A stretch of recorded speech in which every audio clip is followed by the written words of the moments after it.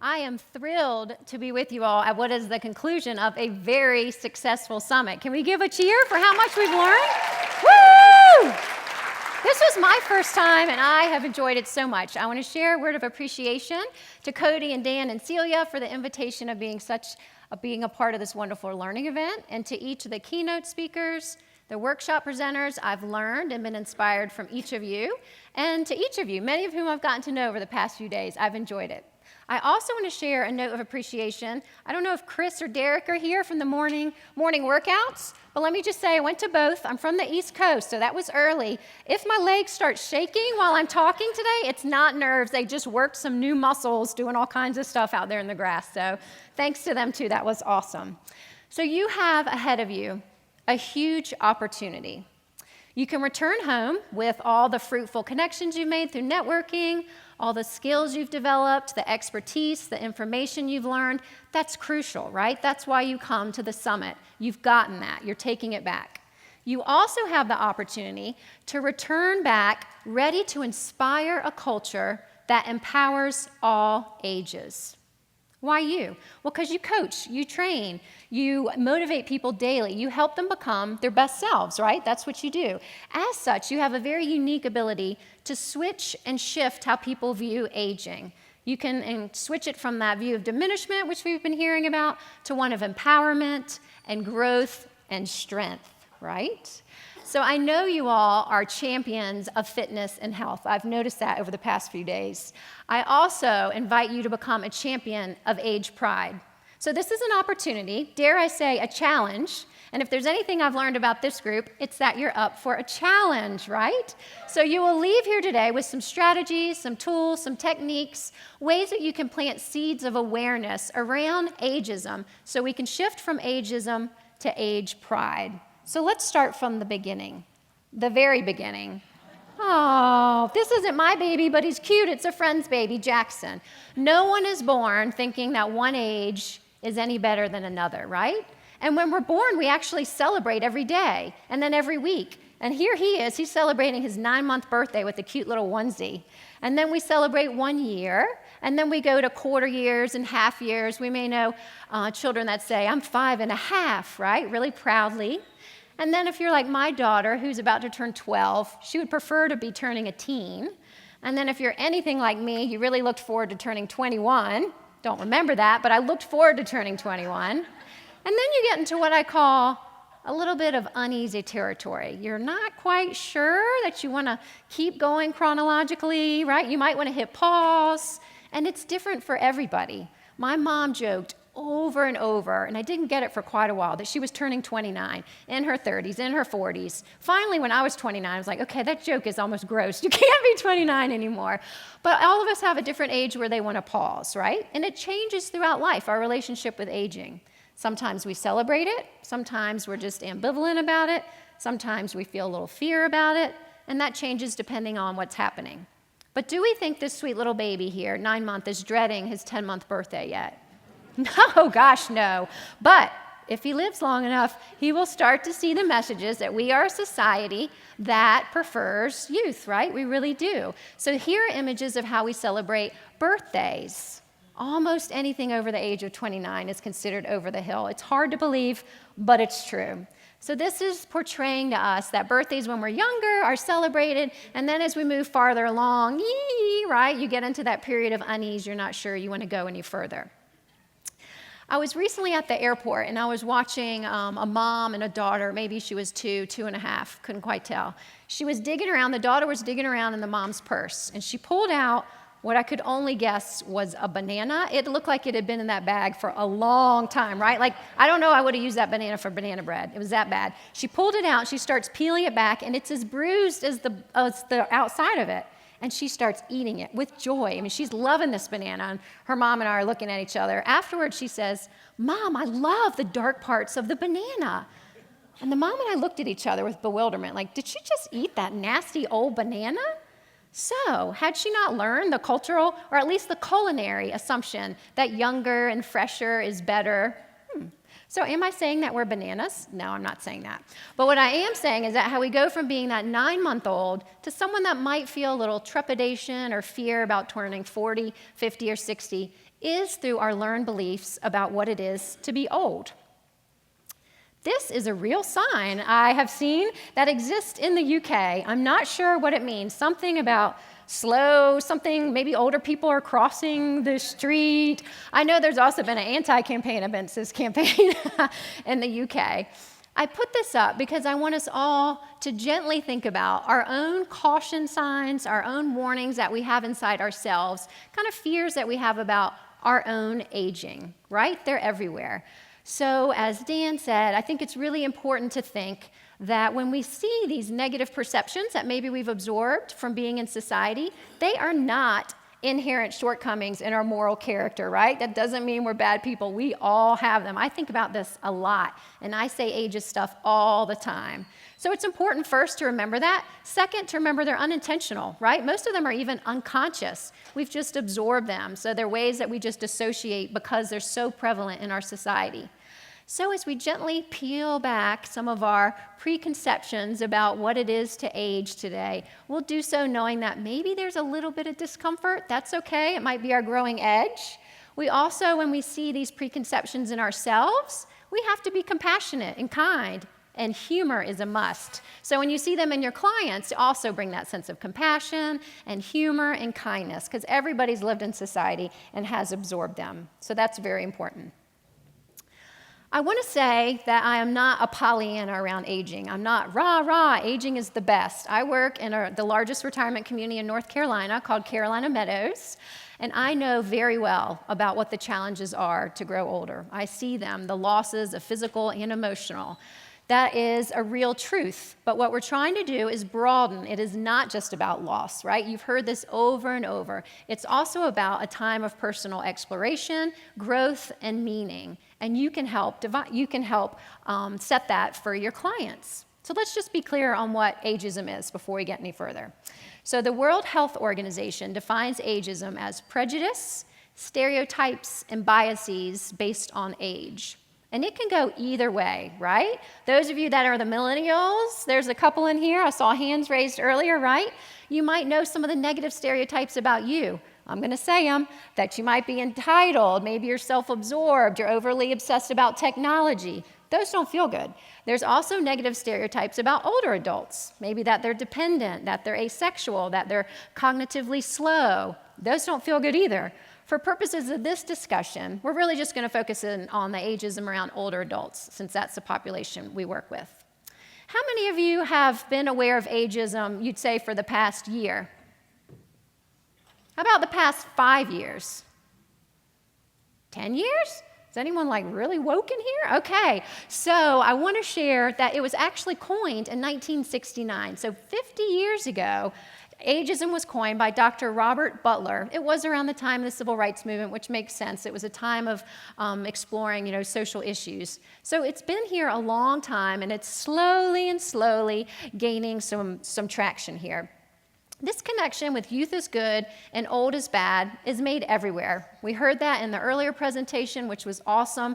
The different ads, some ads were really pro-aging, and some had a lot of the negative stereotypes. We see this in marketing. We see it in social media, but more importantly, we see it in what we say to each other, and we hear it in what we say and don't say to each other, right? So a lot of it is what we ourselves are putting out into the world. I was visiting a friend recently and met her daughter for the first time, and I was asking her how old she was. She said, "I'm 5," and she was telling me a little bit about what it's like to be 5, and she said, "How old are you?" And her mom went, "Oh, shh, oh, don't ask that question." So already that was a message to the child that it was something of embarrassment or shame or just something that we don't discuss. So I assured my friend, totally fine. At the time, I was 46. I turned 47 yesterday, by the way. Woo! I celebrated. So I told her I'm 46, and I wanted to say something that I enjoyed about my life. And I said, I have a daughter, so I enjoy being a mom. And my mom is also alive. So isn't that cool? I get to be a mom and have a mom. And the 5-year-old shook her head, and she said, I love donuts and dancing. And I said, so do I. So we are more alike than different. I want to just put that out there. That's true. So how did we get to be a society that's kind of overly obsessed with youth, right? I would like to say that it started 2,000 years ago with the Roman philosopher Seneca. Are there any Latin scholars in the audience? Anyone want to guess the translation, what senectus morbidus est means? Oh, huh? It doesn't mean something good. It means old age is a disease. Oh, that's what the philosopher said 2,000 years ago? Old age is a disease. First, I want to note that in this picture of him, he's supposed to be 69, right? So if old age is a disease, I think a lot of people want to catch that disease. But seriously, think about a philosopher, someone that's supposed to inspire us, that's supposed to provide, vision for living, is saying that old age is a disease. So in our industrious American way, what do? We set out to cure this disease. We've got creams, we've got lotions, we've got surgeries, we've got all kinds of stuff so that we don't have to become old and age. Because of this history, it's important that we remind ourselves and that we remind our clients a lot that aging is a natural part of the life cycle. It is as natural as every other stage of life, right? We are all aging right now as we sit in this room, and it's fine. That's what we do. Ashton Applewhite, who wrote This Chair Rocks, if you haven't read that book, it's really a wonderful book around ageism. I consider it the Bible. She says that aging is living. So if you're anti-aging, what does that say about your approach to living, right? So that's interesting. We're all very familiar with the challenges of aging because they're everywhere in our culture. We know all about them. But there's many positives that we don't celebrate as well. My mom loves to brag, and she's now, 30 years older than me, 77. She loves to say, Amy, I sleep so much. And I was like, okay, because I don't get to sleep that much. She says, if I don't sleep 9 or 10 hours a night, I feel sick. And I was like, wow, you sleep that much? She's just so used to being rested that she feels really fantastic a lot. She has time to dedicate to things that she wants to spend time on, friends, family, and taking good care of herself, right? That's awesome. As you grow older, meaningful relationships deepen. That's something that a lot of older people celebrate. Your emotional skills progress. I dare you to think about what your self-regulation was like maybe in your teens or your college years. I don't know. Hopefully your self-regulation has improved. And then finally, many people are much more confident, right? They're more self-assured as you grow older, less concerned about what other people think. Some people have better hairdos, straighter teeth. I, for one, would not want to go back to my awkward teen years. And let me just say, my daughter was mortified that I put this picture of myself up. But she has not gotten past the point of caring what other people think. But I love this. The wiser mind mourns less for what age takes away than what it leaves behind, right? There's a lot of growth happening in things that we're probably happy to leave behind, such as some of our worry and self-concern. Aging is universal. So unlike other isms, what is unique about ageism is that if you live long enough, it will affect you, right? Unlike racism, it may not affect you. Unlike sexism, it depends what sex you are. But in ageism, it's gonna affect us all. So aging is universal. It's a human condition, right? It's going to happen to everyone. Because of this, it's in everybody's best interest. In my best interest, your client's best interest, all the culture's best interest, to really care about how we view aging, because we're all going to go there, and we're going to be subsequent to what our society thinks about aging. Aging is just one ism in the realm of many social justice issues, and I do want to note that it may be a slight pain compared to a lot of the other pains of other isms that we hear about a lot. I would also say, however, that ageism is one of, if not the, last socially accepted prejudice. Just think about it. The things we say to each other, the things we hear, the cards we get, the cards we give, it's everywhere. It's so ingrained in our society, in our collective psyche, that it kind of seems harmless. So we do have to slowly peel it back and kind of look behind. On the way here, I heard on the radio someone that was doing a report, and she said, I don't want to give away my age. She was just saying something, and I thought, that's an interesting comment. Like, where else would we say, I don't want to give away my sex, or I don't want to give away my gender? It's just something that we hold very close to us because of the way our society has such negative views of aging, right? I also want to just pose to you something I've found fascinating, that this ism, ageism, is the only one where we use the opposite category as a compliment, right? So oftentimes, we'll see later as I get along, that if there's an older person doing something awesome, you're like, oh, she's youthful, right? But if there's a woman doing something strong, we wouldn't be like, oh, she's like a man, right? So just it is curious how we've come to really, really see youth as the gold standard. So again, I know this is a little controversial, so we'll just peel it back slowly as we think about it.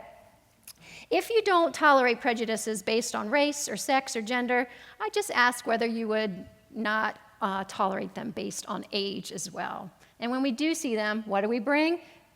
Humor, compassion, and kindness. So we want to do it very gently.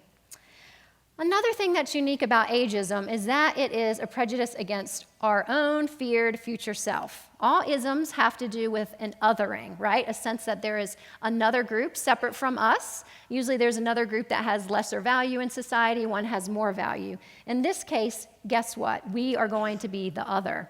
Right? That's wild. So Nelson here goes on to also say that it is odd that we live in a society that actively supports a prejudice against a group to which we all hope to belong to. Right? That is very odd. When you think about it, that is very interesting. And one of the reasons is that we tend to think in polarities. That's just a way our society thinks. It's a little easier. You're either this or that. You're either young or old. We just tend to kind of think easily in those associations. And as such, we've kind of said young is good, old is bad. So I went to visit my neighbor, Miss Hazel, because I live in the South and everyone's Miss over a certain age, and she was celebrating her 90th birthday. I was asking her how's she doing, and she said she's doing pretty well, but she was not getting out as much, so she was feeling a little lonely. I suggested, why not head out to the senior center? She was still driving a quarter of a mile away. Awesome solution. She said, what did she say? I don't want to hang out with old people, right? Have you heard this? Maybe they don't want to come to your classes because they're afraid they're full of old people, right? Ooh, so when given a choice between young and old, people are often going to choose young because they want to distance themselves from the group they see as old. This is what we call internalized ageism. And as a couple other people, Mark Middleton and others have noted, often the oldest people tend to be the most ageist. I can speak this for truth from my own retirement community. They've lived the longest. That makes sense. They've absorbed a lot of these messages, right? And as such, they tend to hold them. So the change in culture is going to take all of us, not just the older generation. It's going to take every single generation to make this shift. There's another way here to view it. Instead of internalizing these negative views, I'm going to suggest a different way of thinking. It often takes a radical idea to shift thinking in society, and mine is this, and it's radical. It's be bold, claim old. It is a provocative call to action. This is not a marketing campaign like, let's be old. That's not going to work. I'm asking each of you, though, to think about, can you claim old? Can you come to a positive place, a positive relationship with your own aging? Because it affects how you view other people, and you are doing a huge role in empowering your clients to view aging in a certain way. So I am asking everyone to embrace every single age. I think we can do it. If this idea makes you groan, and it might have made a few people groan, I'm not sure, or if it makes you a little hesitant, just know that that's normal. That might be a sign that you can gently peel back some of the layers and just look gently at your own relationship to aging. Sometimes it takes time to think about that. We talked about, we heard earlier in the presentation, so you already know this, but I'm going to reinforce it to you, that some of the perceptions we have around aging are not true. We went through lots of myths this morning. Those of you that were in the first keynote, awesome, right? He gave lots of great examples. Life satisfaction increases with age. It's correct. It's a U-curve, so it looks like this. Up here in the 20s, we're doing pretty well. We start sliding down. Guess who's in the very bottom? I am. I'm 47. Actually, I think the very bottom is 51. Any 51-year-olds? And it makes sense because we have careers, we often have families, sometimes we have older adults. It is a busy time in life, right? And then it tends to go back up towards the 80s. Those of you that are over 50, this is a very unscientific study. Raise your hand if you think that life satisfaction does increase over 50. Oh, yay, okay. So that's good news. That's good news. Another preconceived notion that is more of a preconceived kind of fear that everyone has internalized is what? We're all going to lose our memory, right? That's so common. That's another huge fear that we have to look within ourselves. Is that one of the fears you have around aging? Yeah, it is. So what I want to share is the Alzheimer's Association statistic. 10% of people age 65 and over get Alzheimer's. I want you to hear that. 10% over 65. What does that mean? 90% do not have it over 65, right? We tend to focus on 10% is the same amount. That's the risk for breast cancer, and the rest women aren't running around, So just know that it is how you look at it. Yes, it does increase over 85, but there's a big 20 years window when we could be doing a lot of this rehabilitation and doing other good things to make it as strong as we can. Another study, I can barely read it here, it was in JAMA 2015, the Institute of Medicine report on cognitive aging, talked about that there's 2 parts of the brain that continue to develop as you age. A lot of people think, all right, it's done, no more developing. Not true. The areas that are responsible for knowledge and for wisdom continue to grow.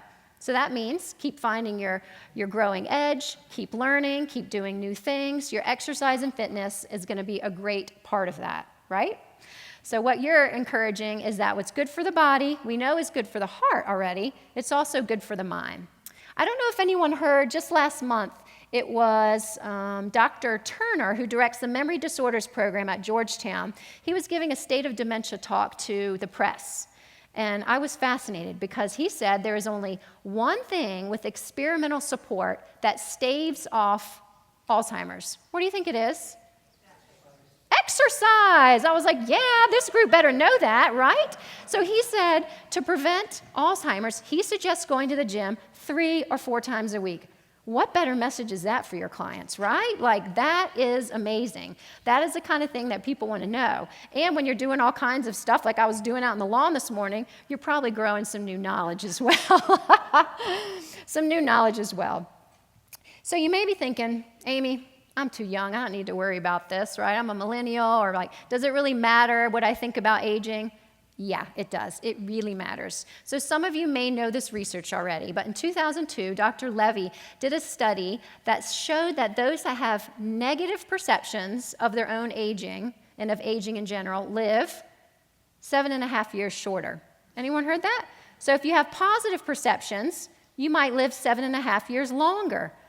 But Amy, I don't want to live longer if it's not going to be good health, right? That's what people say often. I only want to live long if my period of frailty is very small at the end. That's everybody's dream.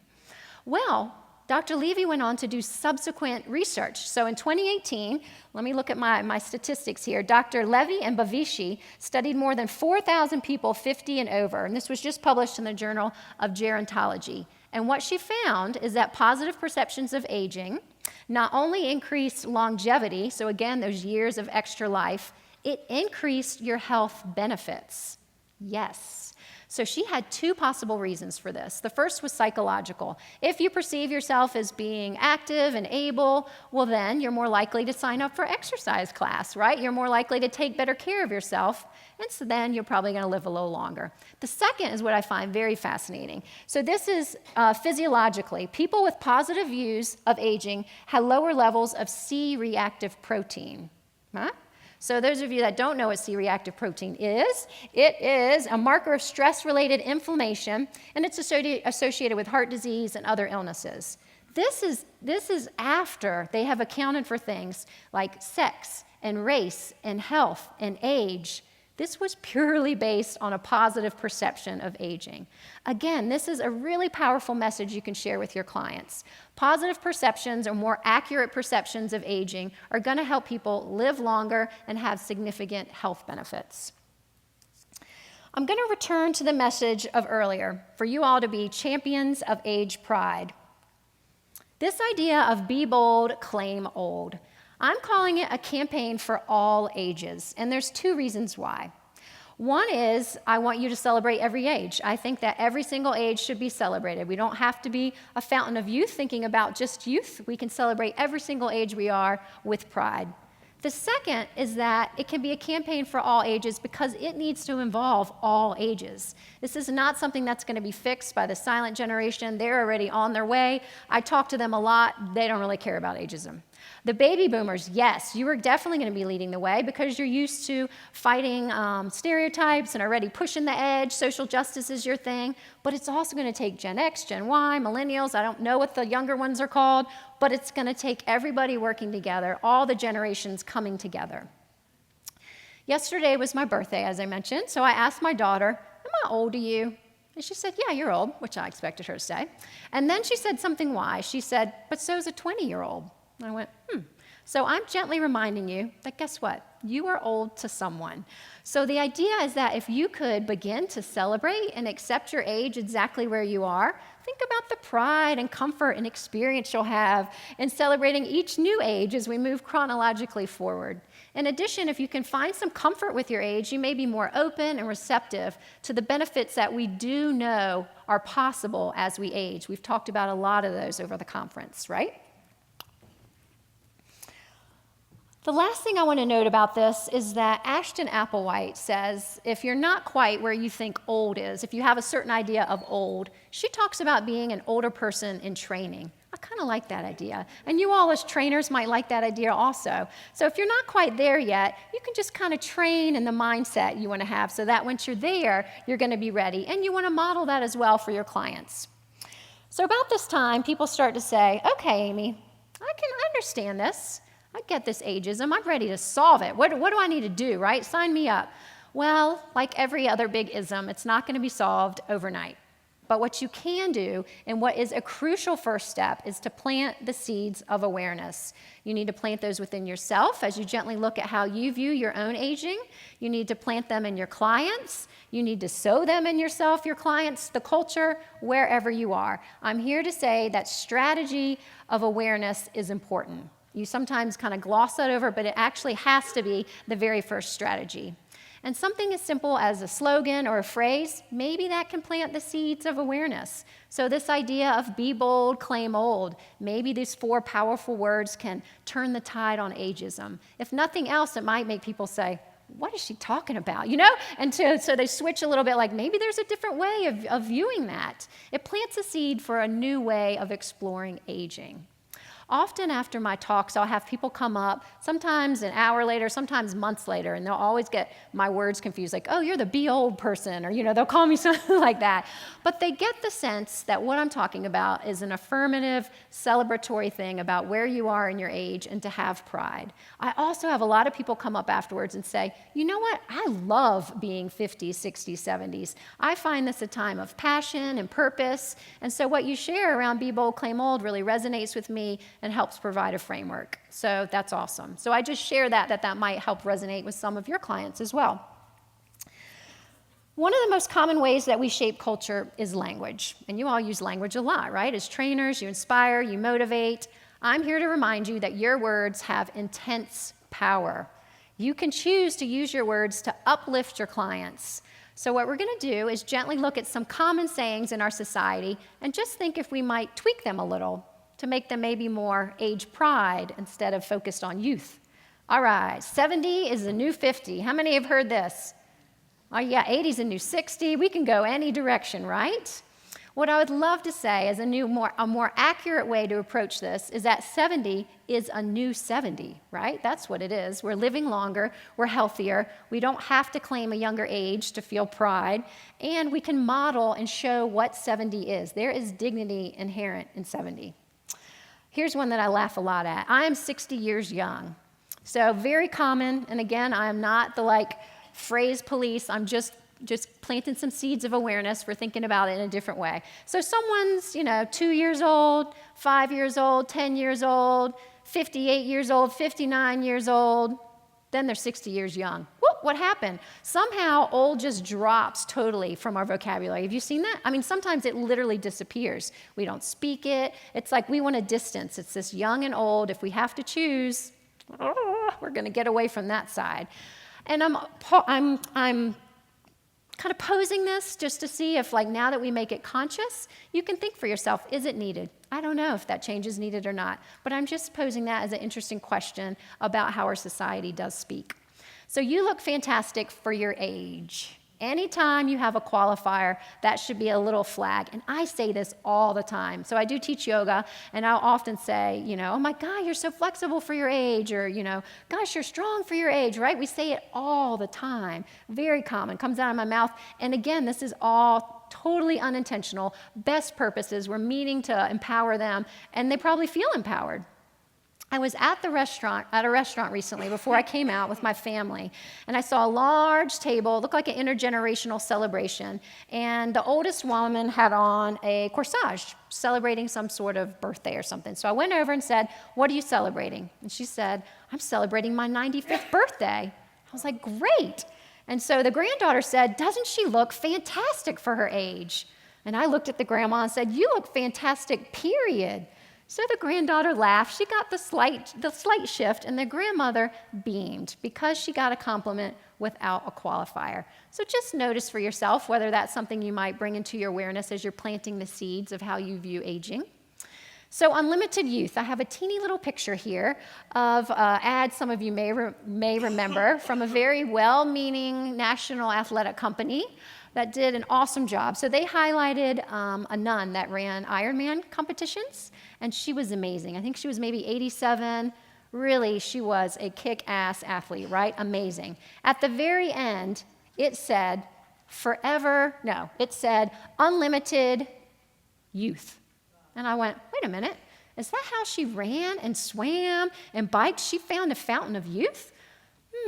So what else might we say about someone that's run like 30 Ironmans? Unlimited what? Unlimited energy, unlimited stamina, unlimited potential. Right. So my question is, if they had used a different word, what could that have done for our association, our collective kind of consciousness of viewing an older woman in an empowered way? I think that by using youth as the word for her accomplishment, it in essence kind of diminishes it. What she did is she used her lifetime of experience, right? She used her lifetime of motivation, her hard work, her dedication. It definitely was not youth that helped her to do this. So just thinking, when we compliment your clients, think about accurately saying what it is that they have. They're motivated, they're hardworking, all of the things they are. Just conscious of that ability to maybe not use youth, because that's kind of digging into that thing of youth being the gold standard. And I'm advocating for a shift, as I know many of you are, around age pride. All right, so I want to share a story. Well, actually, let me tell one more thing first. So I think what's important here is that we share all stories. So the story of the nun that runs, she's very, very important. The story of someone that might be 60 and uses modifications in her exercise, that's an important story. And so it's important to use inclusive photos as much as you can in real stories, because those are going to pull in different audiences, and there's room for both. All right, I'm going to share a story of my favorite resident from the retirement community. We're not supposed to have favorites, but this is mine. Her name's Dorothy. She exercises on a treadmill every day for 20 minutes, and she wears Toms, and she's very stylish. That's the first thing I want to note. Has a matching scarf. She's of the generation that is how they dress when they exercise. That's for real. And that's how she does it, and that's cool, right? Who am I to judge? So she does that, and I asked her, can I highlight you as an example of what wellness looks like throughout ages and stages? And she said, sure, great. So here she is. I asked her, how did she continue to be so active? And she then said throughout her career that she was moving. She was in the fashion industry. She also then volunteered as a docent. She stands when she's cooking. She stands when she's eating. She stands when she watches TV. She says she just stands a lot and likes to move. As a result, she's been able to stay active. So here's a picture of her. She also does a stretch and tone class. And here she is on the right. So stretch and tone is our kind of code word for boot camp where I am. It is not just an easy class. I'm here to tell you that Dorothy is 103 in this video. 103, she's my idol. Yes, and we know better than to say 100 is, right?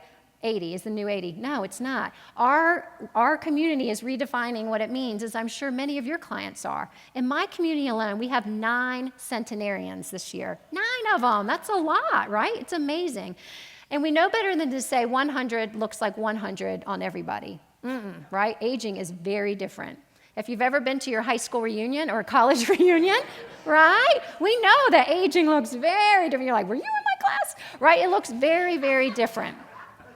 So things that affect that, of course, we talked about health and access to health care. Financial resources are important, as well as genes. But it's important that you show images like this. So someone that's 103 might be motivating to someone. Someone that is like a kick-ass athlete that's doing Ironman, that's going to motivate someone. And then someone maybe in the middle, someone that does have some modification, but still finds a lot of joy and empowerment in their health and wellness. That's going to be important. So speaking of longevity, if you get someone in their 50s or 60s, what does that mean? You might have clients for 30 or 40 years. You might be ready to retire before they are, right? First of all, it's a great business model. Kudos to you for thinking ahead. But it also means that the skills you're learning here through FAI are going to help you continue to work with those clients, right? You're going to need to modify as bodies age and shift. And that's why this summit is so great, because it provides some of those resources. What's also important is to think about your definition of wellness. So if you or your clients have a definition of wellness, that means that you need to remain free of any illnesses or injuries or signs of aging. Guess what? They're not going to last long with you, right? They're going to come, and then as soon as they're injured, they're going to be like, I quit, I'm done, I'm old. But if you can instill in them and promote that wellness is available at every age, every stage, and every body, literally body, that is going to be something that's going to help you cultivate trusted clients for life, right? So this might be a shift in how you view. A lot of us think of wellness as extreme fitness in the absence of illness. I'm here to say that I believe we can have wellness at every stage. When people are ill, we want them to continue coming to class. So I am a yoga teacher, and we have a mindful approach, right? So I teach mindful yoga. I practice mindful meditation. And one of the things that mindfulness can be helpful for your aging is that mindfulness teaches you to stay in the moment. So a lot of our fears around aging are what? They're in the future, right? They haven't happened yet. We haven't lost our memory. We're not sick. We're not out of money, right? If we can stay here in the moment, that's good. Our approach is start where you are. This is helpful for 2 reasons. One, it's going to get clients in the door. If you tell them you have to be able to do 20 push-ups before you come to my class, is anyone going to come? No, you welcome them. Come start where you are. This is awesome. So they get in the door, then you figure out where they are, and you grow their strength. 2, it's going to help you keep clients for life. So if you're able to say, start where you are, and that means any place you are. If they come to class and they've had an injury, an illness, you want to welcome them, modify, do the things we learned from FAI to help keep working with them. In my own yoga class, I find it important to model, and I encourage you all to model and to share your own limitations. Yes, I said that, share your own limitations. We are models for our students, right? So after I had a surgery, I came back pretty quickly, and I didn't do as much. I was teaching, but like a little bit of teaching, but I said it's important for me to come back and do what I can. And that then modeled for my students to come back as soon as they could after an illness or an injury. And I've had clients for 10 years that have come through concussions and cancer, as I'm sure many of us have. It's important to plant that view that wellness is available at every stage and age and body. So we've planted the seeds here about how you can raise awareness through words, through actions, through your wellness approach. There's a couple other tools I'd like to share through the Be Bold, Claim Old toolkit. So on BeBoldClaimOld.com, and you all should have a handout nearby, it tells what the website is. There is a toolkit. The first piece that I find most interesting to most is a video. I have a 2-minute video that provides a great introduction to the idea of ageism, and it asks everyone, as that first step, just to accept and celebrate the age that they are. That's simply what I'm asking you to do. It says simple, but it's not that simple, right? But that's the first step, to accept and celebrate. This is on YouTube also. It's linked to my website. Feel free to share this broadly if you want to plant the seed for trying to shift a little bit how people view aging. The next is claim tags. Many of you are already doing that. Kudos. So the idea behind a claim tag is instead of a name tag, We're claiming something of value, right? Our age. We can do this. Oh, there's mine, 47. We can do this anywhere. I've seen it done in wellness fairs. I've seen it done in very large groups such as this. You can do it in your class. You can do it in your studio. So we have extra stickers available if anyone wants to take them back today, or you can contact me through the website also, and I can get you some. If you're interested in using this idea of the claim tags, there is a poster that's been created, and there's an example of it out front, and I have several copies of it here, and I can also PDF you it. But what it says in general is the 3 steps to the claim tag. Very basic. 1, what do? You write your age on your claim tag. 2, you have to wear it proudly, or maybe not proudly. Even if it's a little uncomfortable, you can still wear it. And then 3, when people ask you, you say, I'm laying claim on something of value, you know? And what it does is it just plants a seed in them. It makes them think, I wonder if I could do that. Maybe they relate to it, maybe they don't. But you're planting a seed for that in the future. What we also do in Be Bold, Claim Old is to ask them to share a little bit more about what it is you like in this stage of life. So we've done this at many, many different presentations across different communities. I thought I'd share just a couple. The first is Paula. She's saying, my priorities are clear. This is actually my Pilates instructor who's kicked butt. She's much stronger than I am at 62. And she was saying that through her life, sometimes she hasn't always been able to lead and live with her values. So she was very excited at this point in her life that she's able to. Then we also try to get younger folks, right? Very important in this movement. Here's Ava at 21. She said, I'm experiencing many of the firsts of life. Everything is new, right? Awesome. We remember, yes, that's a great place to be. And then this is Don, that's 86. And he says, I get to do what I really want to do, and I don't worry about it. That is a common sentiment when people write these, that they just feel joy, that they're able to return back a little bit more to their authentic selves. They get to have more time. They really care less about what other people think, which is freeing to them in general. So I'm not going to have you do that right now, but know that on the back of your handout, there's a little place. So if you feel inspired to just think about for yourself what it is you celebrate, you're welcome to do that. Another way that you can create age pride, here's just one example of what we did in my own retirement community. And my picture's there just to show you the scope of how large it was. We did a project called Celebrate the Gifts of Every Age. This was around the holidays, and we used an Instamatic camera. I just took, a cheap picture, and then we had people hold a sign that had their age so that people could see it broadly. And then they wrote down, what do they enjoy about their age? People love this. So it was everyone from 11-year-old family visiting to 101. People would come, smile, learn about the different generations, see that we're not that different, that there's quality and meaning in every part of life. Here's some examples. I'm going to start from the right. Did you know that after 75, you don't have to take your shoes off in the security line in the airport? Right? If you didn't know that, that's something that Rita was celebrating. She had just flown in and was like, yeah. And then here's someone that said she was counting her birthdays back in quarters. She was 70 and a fourth. She said, joy, again, this sense, I get to say and do exactly what I please. So much of our life is not that, right? Particularly when we're in the busy, busy parts of life.